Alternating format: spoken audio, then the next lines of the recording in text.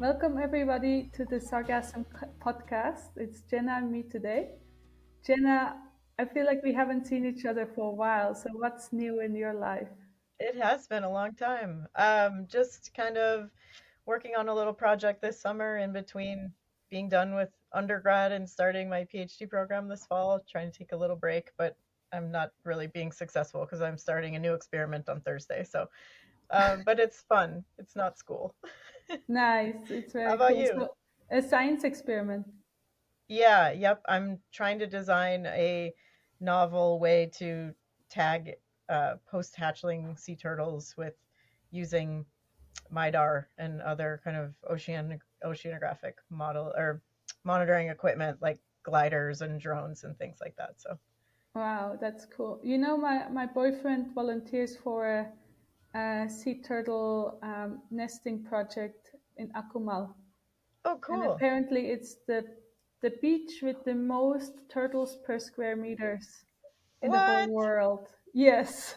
That's Mainly because the amazing. beach is not very long, Yeah. so but they do get a lot of turtles. They get one almost every night How laying eggs. cool. How about you? What are you working on? Well, I've just come back from 2 months in St. Vincent where we were testing our sargassum paddock barrier, whatever you want to call it, like a round net to keep the sargassum in. And it was really successful. We kept the same sargassum in there for a month and it didn't die and it also was growing. So this is a great way to, in the future, if we need more sargassum, which of course now nobody can even imagine, to grow more sargassum for products and for carbon dioxide removal from the air, but also to help the current industry to really take off because as you know, sargassum is kind of unpredictable in when it arrives and how much, and that makes it really hard to produce products and make plans on how much products you can sell this year or making big contracts with firms about how much you can give them of your product, and also very difficult to figure out how many people you need to employ, how big your production machines have to be. And if you can use this type of paddock or farm to as a storage site, on days when you get a lot of sargassum, you can put it in the farm. And then on days when you don't have much, you can take some out. You can get fresh sargassum for production, maybe even year round. Like maybe you can keep it in those few months when there's no sargassum arriving in the Caribbean. I know in Africa it's more than a few months, but in the Caribbean it's only a few months where it doesn't come. You may be able to do production year round. So it was a very successful test, and now we're crunching our data to get more detailed results. And we're also planning to do our first commercial farm hopefully next year. Oh, But let's, awesome. That's exciting. yeah, it is. So let's stop talking about ourselves and let's see who our guests are for today. So today we're talking to two people involved in SARTRAC. And SARTRAC is a big sargassum scientific project. It stands for Teleconnecting Sargassum Risks Across the Atlantic, Building Capacity for Transformational Adaptation in the Caribbean and West Africa. So it's a collaboration between scientists in the Caribbean, in West Africa, and also some scientists in the UK. And today we're going to talk to Vicky and Philip, who are working on in Ghana on the SARTRAC project. Vicky is an aquatic ecologist working on biological invasion and their impacts on ecosystems and society at the University of Southampton in the UK.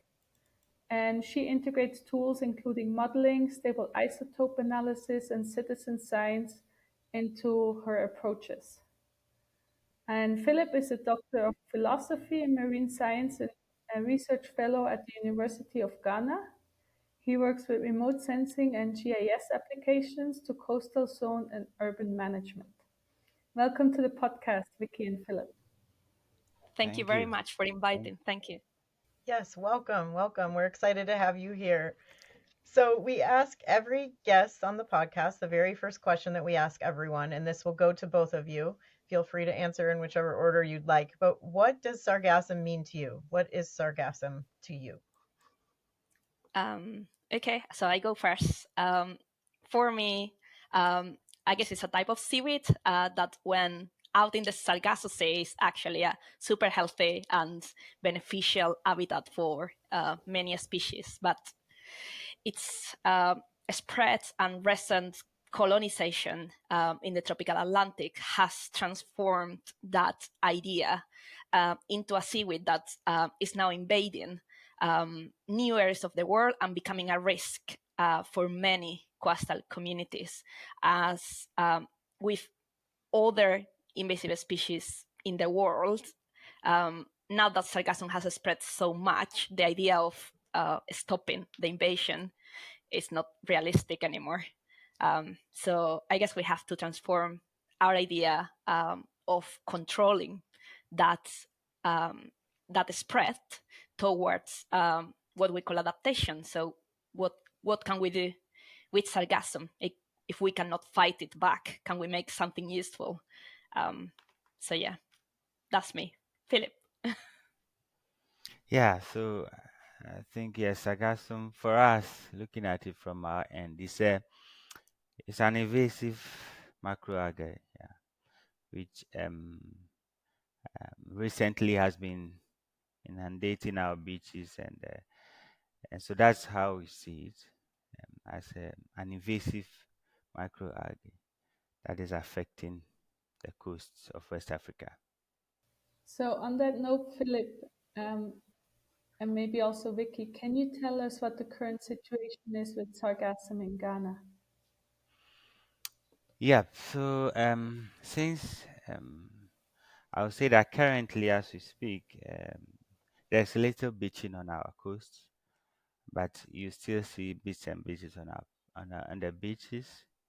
But again, aside that, when fishermen go fishing, they do catch it. So when they come back, you see it in their nets and all that. But over the past few years, 2021 has been a major hit, and so we've seen high volumes beaching comparatively compared to 2020 and this year. We see that 2021 has been a big boom in terms of sargassum influx on our beaches. The year we are in June, and normally around September, October, we see more beaching, and so we don't know how this year looks like. It will look like around September, October, but currently that's what we are experiencing less beaching. And I think, Philip, you can correct me if I'm wrong, but I think we are still trying to understand the full picture of sargassum arrival in Ghana. The fact that there are a lot of cloud coverage for most of the year over the country makes really difficult to work with satellite data and making predictions of the arrival. So it's quite difficult, it's quite uncertain. So also not everywhere in the coast of Ghana is affected. So for example, it doesn't seem to reach Accra. But yeah, Philip would probably have a better understanding because he's working with that data right now. Yes, I think you are right. So um, currently we see more on our western coast. That is our border with Cote d'Ivoire. Yeah, that's where we see most of the beaching. But as you move towards the city, Accra, which is more on the east, central to eastern coast, we experience less beaching in those areas. Yes, so that's in terms of spatial distribution, that's how it looks along the coast of Ghana. We see more on the western coast. Yeah. And the people who live on the western coast where the sargassum is beaching, how does it impact them? I know you said as far as fisheries, they're it's probably a nightmare trying to navigate through that area. But anyone who lives in the region as well is how are their lives affected? Yeah, so the first point, those who are hardly hit hit more are the fishermen, the fisher folk, because once is the season is on the water, when they go fishing, they catch it in their nets, and so what they say is that they spend more effort, more time pulling the net, bringing it on beach, separating the fish, which even they catch less because of the sargassum. And so they have less, they put in more effort, but they are getting less. And so it's really affecting their livelihoods. Um, and they complain a lot in terms of even so the money they get from it. Sometimes they have to get loan to go fishing and all that. So they are not able to pay back. So that's for the fisher folk, it's really impacting them. So that's the first point. Then you come to the beach. Once the beaches also recreational activities are affected, so people cannot spend the time they want to spend on the beach. Even the fishermen, again, as it comes on the beach, it again affects whatever they do on the beach, mending of nets and all those activities again are affected. Yeah. So I'm sure Vicky will add some. Yeah, I mean, I have visited Ghana twice so far. Hopefully, coming back in a couple of months to continue the work. And I have been there to see the problematic myself, and I have to say that the communities are really suffering from it. We had the opportunity to discuss with the people like their daily interactions with sargassum, and their reactions were always the same. Like it smells really badly. People with asthma struggle to breathe when sargassum is there. Some people describe it as a disease rather than seaweed. So unless you tell them about the potential opportunities that could arise from using it, their answers all will go to the same direction. We don't know. We don't want sargassum in our beaches. Our beaches cannot be used for recreational business activities anymore. Yeah. So, what kind of role does the beach normally play for recreational activities and for culture in Ghana? Like, is it a big loss not being able to do these things? Yeah. So when you talk to the people in terms of recreation, there are a number of beach resorts dotted along the coast, which people go to relax and yeah, get away and all that, and swim and all that. But once there's sargassum on the beach, so they cannot carry out those activities. Okay, so you cannot go and sit on the beach like Vicky said. Once it begins to decay, also the stench alone is not it's not friendly. And also once it's on the beach, people will go there, play football on the beach, and once there's sargassum on the beach, there's little you can do. And some of the community people also tell you we in the evenings we go and sit on the beach just to relax and have like discussions with their colleagues and all that. But once there's sargassum, they cannot do that. So it affects their social life as well. Yeah, I think we already talked about how sargassum impacts the fisheries in Ghana, but do you have anything to add to that impact, or have you covered that already? Yeah, I think maybe one or two things are one. I've talked about the fact that they catch it in their nets, and so they spend more effort. I think they said when you drag, especially those who use a drag net, that means they drag to the beach before they remove their fish. They spend maybe times two or three the number of hours they spend removing fish from the net. That is double, more than doubled. And then they also said also means that the fish quality, sometimes by the time they remove the fish, they have already started decaying, rotting, and so that is a problem to them. They also mentioned that they, like, just related to it decaying, they feel that the quality of the fish is reduced, and so because being mixed with the sargassum, or that there's no scientific proof to that, but at least that's from they have observed since they started experiencing the sargassum. Yeah, and also those who use the outboard motor said their motors get choked with the sargassum, and that gives them extra cost because they have to sometimes destroying it, and so they have to either refabricate or buy a new one altogether. So yes, so those are the challenges they are having in terms of the fisheries. And then if you come to the women, the fish processors and all that, then they also feel the pain because once there's less fish coming in, then they have little to process, and so it affects them in terms of the income, in terms of work that they have to do. And then eventually it gets to their home, yeah, because the food, money to take care of home and all that is also affected. So it follows the whole chain, the fishery chain. Yeah. Yeah, I think we are talking about communities that are below the poverty line, which their main way of life is fishing. So the fact that during 4 or 5 months a year, Mhm. sargassum is there, it kind of makes impossible for them to get the boats out, or it breaks their nets and all that. So essentially, it's going to mean that during those months they have no income. Yeah. And can you explain to our listeners what SARTRAC is? I'm surprised you haven't had anyone yet talking from SARTRAC.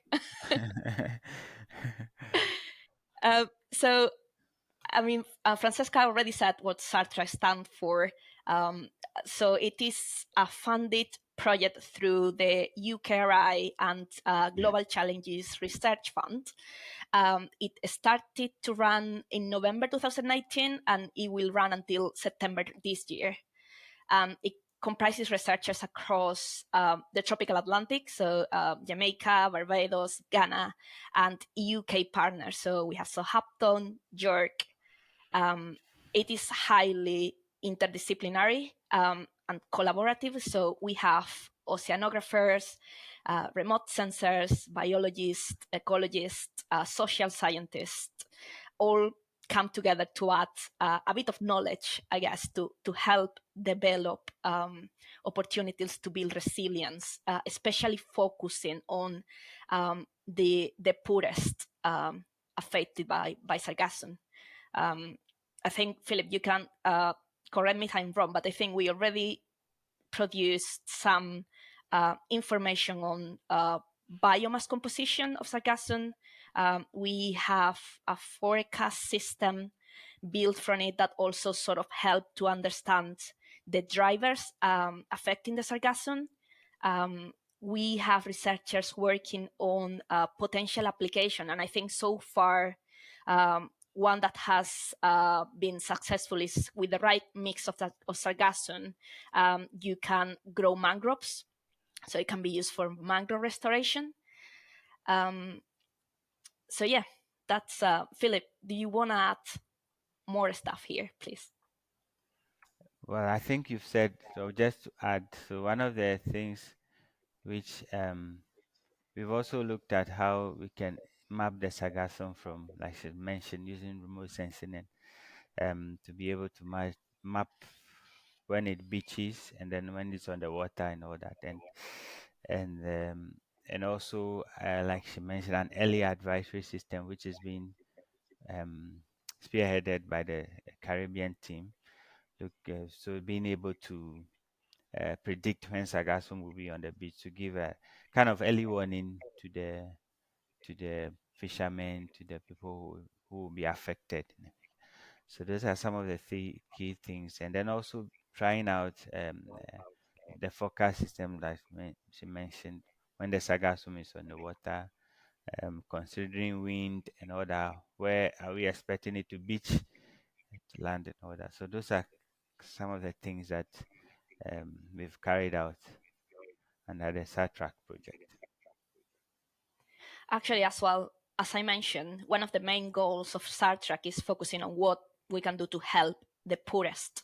Yeah. So we have been doing quite a lot of outreach in the remote coastal communities in Ghana, which has led to the development of a sub-project, let's say, that we call SARSNAP, which is around building citizen science approaches to monitor sargassum, to generate data that could help, hopefully, to understand the sargassum behavior in the west coast of Africa.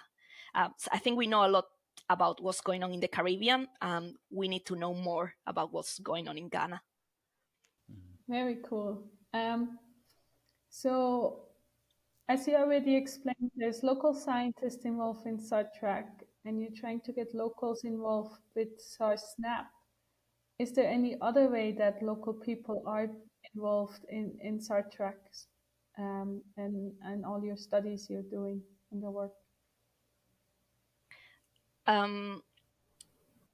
I was directly involved on the work of SARTRAC with the communities in Ghana, and as part of that, we visited the chief of one of the communities. We interacted with the school children, but I would say when SARSNAP came into play is when we really made a real impact among the people there, and we engaged with 3 schools and made them part of the research environment, co-developing with them teaching materials so they incorporate that into their science lessons.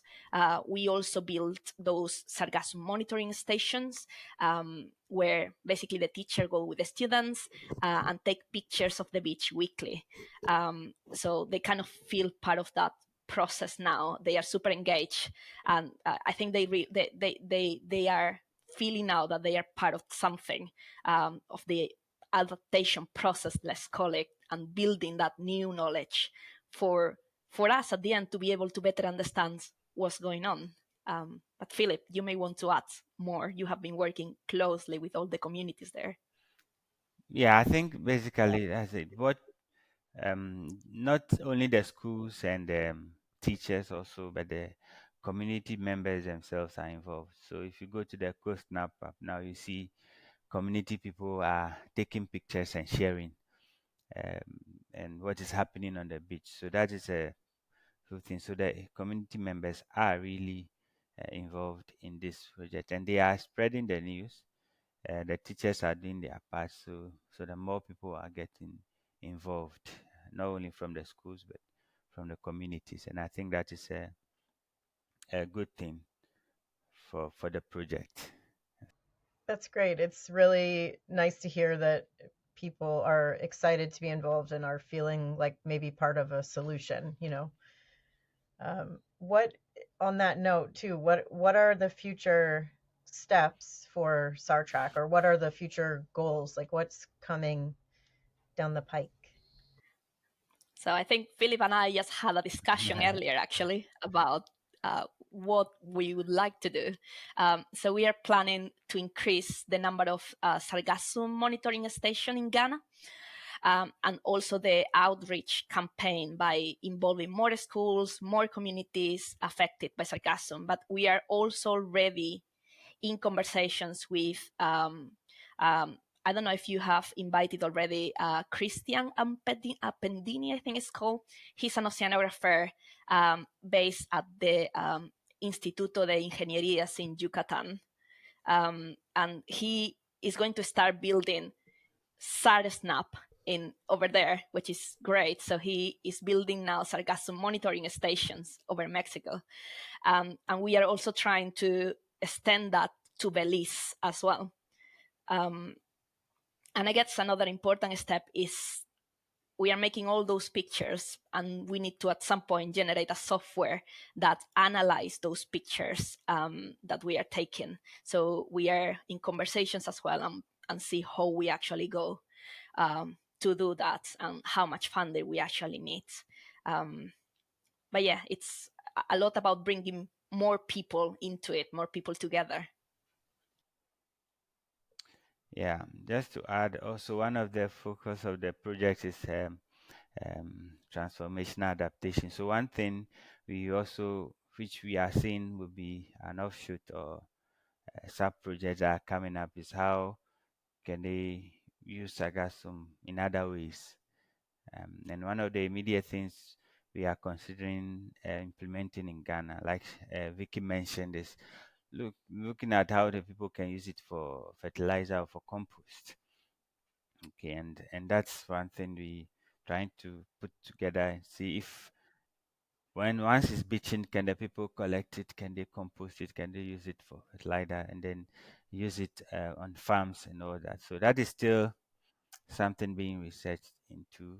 So that's one of the future things coming out from SARTRAC that we look into. The other uses are thinking of like making blocks out of it and all that, but these are still ideas that have come out as a result of the project that we are looking further into. And Philip, mostly the local people who told you which kind of products they want to see, or how did you select those specific products you may want to implement? Yes, so as when we were doing the, I think SARCAP, SASNAP, one of the sub projects, like you said, so already like Vicky has said, Caribbean has done some work exploring some of the options. So we shared with them the possible options. And then the children especially were interested in how they can use it for blocks and sargassum. Those were the two key things they showed interest in. That they would love to know how that can be done. So that's how come we are focusing on those two. And of course, the others that we share with them are more capital intensive and all that. So they feel that this is something they can easily try out. And even for composting, some of them immediately at the project they started collecting and trying to use it as a mulch around their plants and all that. So they want something that they can easily try out. And that's why, yeah. Yes. Yeah, that makes a lot of sense, especially in poor communities. Hmm. As you said, capital intensive ways of using it are maybe not the way forward. And I think that's not only for West Africa, but also for the Caribbean, that Hmm. the easiest methods to use it are definitely the ones that are maybe the ones that the community can implement themselves a lot easier. Yeah. We talked a bit how you're using citizen science to monitor sargassum with the SargSnap. Are you using at all your GIS skills to monitor sargassum? Yes. So definitely one of the things, like I mentioned, we are looking at how we need to understand how it is beaching the historical trends and all that.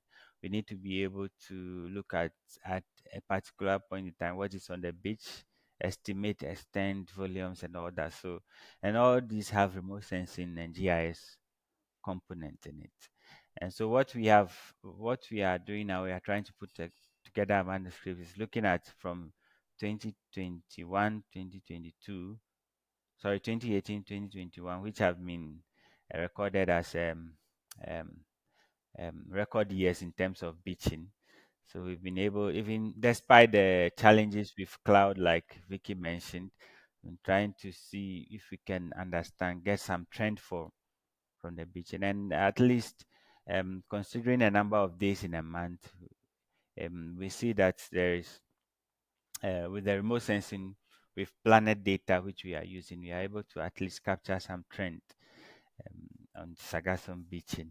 Even though not very clear, like I said, but at least for 2021, what we see is that September, October, it's what we are getting from the satellite images is almost in line, high beaching in those 2 months.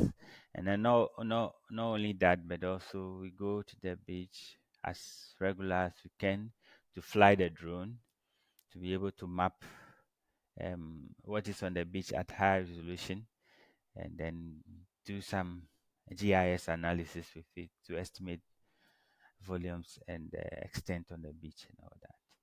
Yeah. And Vicky, how about you? Are you planning to incorporate any of your experience with stable isotope analysis in your sargassum research? Good question. I'm up for it if anyone is listening and would like to catch up to look at opportunities. But I mean, so far I have used stable isotopes, not on Sargassum. I have used it to look at how food webs look like, how many trophic levels we have, who is eating what. So yeah, I'm up for it if the opportunity is there and the idea come up. But yeah, so far I haven't done anything on Sargassum yet. Well, Jenna, do you have any more questions? If not, then I think we are done with the interview. I think maybe I would be interested to hear more about the outreach that you guys are doing. Like, what was your approach with outreach? You just have people boots on the ground, kind of doing surveys. I know Philip, you said knowing what the community wanted as far as like a product or something from the sargassum. Were you guys just kind of sending people out to talk to local community members, or what did that look like? Okay, maybe I give a start. So, the main thing I think which Vicky talked about was we wanted to get them involved right from the onset. Yes. So, the first stage we we had to meet with the community leaders. Okay. So, like Vicky said, in each of the communities we worked with, we get in touch with either the the chief. If the chief is not available, the assistant, the queen mother, And in fact, during this project, we have talked to the chief, we have talked to the queen mother of one of the communities, and and so that's the first point of call in reaching out to the community. Then through them, they organize for us maybe other stakeholders that are involved, the chief fishermen, the chief, the queen mother, the fishmongers, and all those things. So we try to get them involved, get the information, what they think about the sargassum and what would be the best, what do they expect to get from it. And then also came in the school. So we targeted specific schools that are close to the shore, who we know that they see the sargassum, they experiencing and all that. And so we reach out specifically to those schools using again the the community leaders and also the yes, the chief and then the teachers, uh, to kind of work our way through.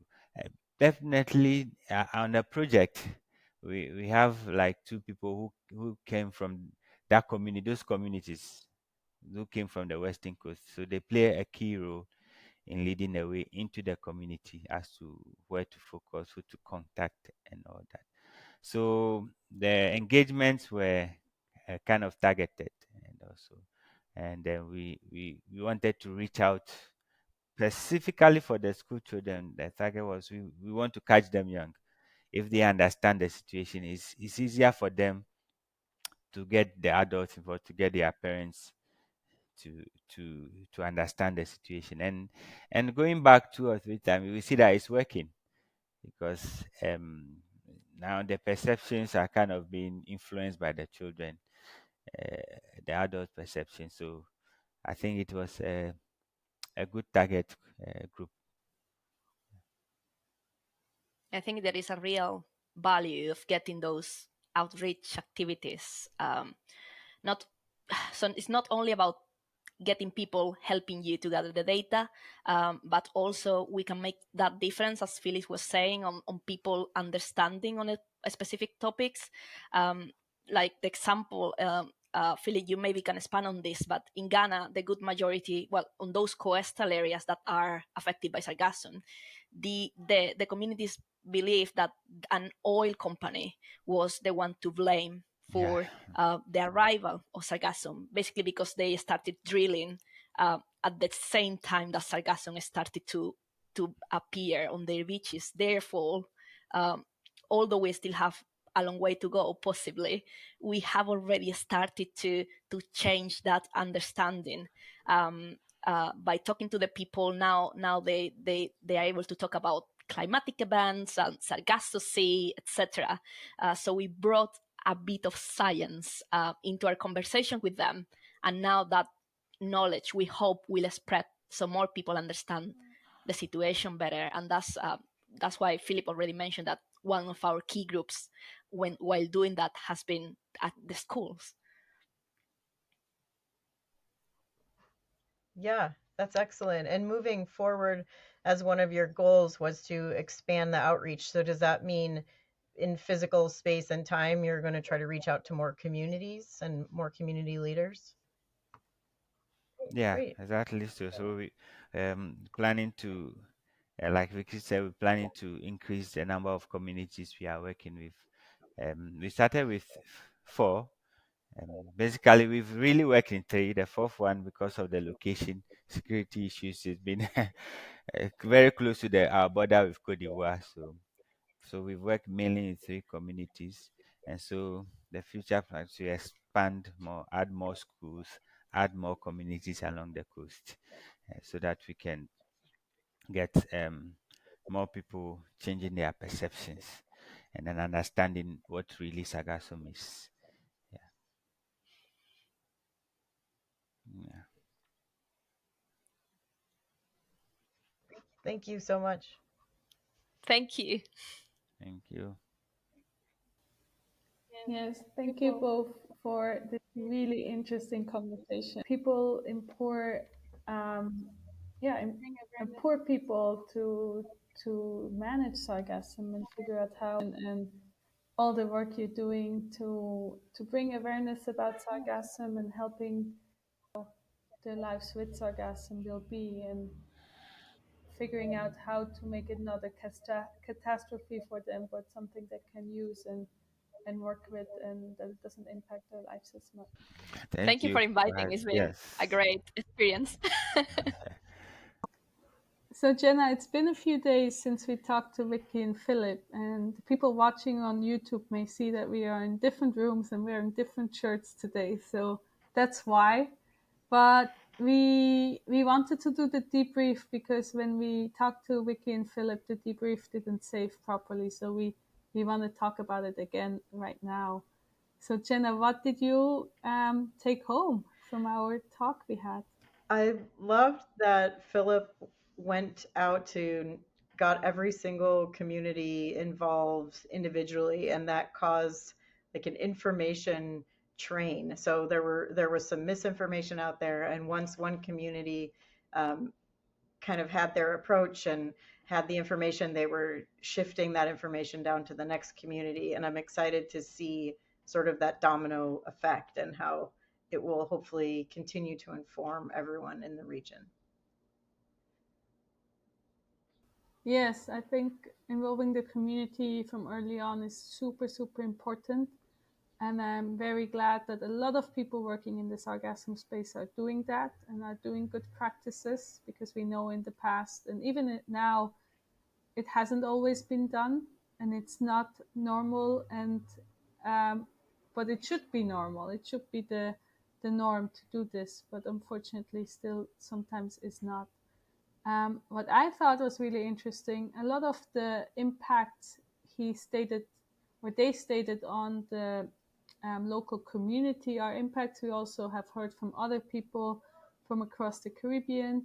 But one of the things they stated was new that I've not heard before, and it was about the quality of the fish. That by going out and having to clean the nets for longer with the sargassum in it, that the fish isn't as fresh anymore when it gets to the processing facility, and that they have lesser quality of fish that they can sell. And yeah, so it's not only an impact of having less fish or having a harder time going out and having more work to clean the nets, it's also the quality of the product is impacted. And I think that's a really important impact that they talked about, that we haven't heard about before, and that can be quite severe because it does impact the income you can make from the fish, depending on the quality you have. Absolutely. It's just one more sort of compounded effect that the fishers are seeing there. So that is unfortunate. Yeah, so I think hopefully they can find solutions soon to lessen the impacts, especially on the fisher folks, which of course are already struggling to begin with, and then having the sargassum on top is just really making that struggle more real. And I want to thank our listeners for tuning in today. And I hope they learned something with us. As always, I'm always very excited to have guests from Africa because we don't know that much about the sargassum problem in Africa. It's less talked about, it's less researched. And every time we can shed some light on it, I'm very excited. And I hope our listeners are as well. And yes, I hope you tune in soon again. As you know, about every 2 weeks, we have a new episode coming out, and we hope you give it a listen. Absolutely. Thanks for joining in on the learning with us today. Thank you for tuning in today and learning with our guests. If you want more information, you can check our show notes or leave a comment below. The Sargassum Podcast is made possible with financial support from the Kimberly Green Latin American and Caribbean Center, U.S. Department of Education Title VI grant. This podcast is produced by Mario Garcia Rodriguez and is hosted today by Francisca Elmer and Jenna Contuccio. The song for the podcast is Them A Pray by Drizzle Roadrunner, an artist from Roatan.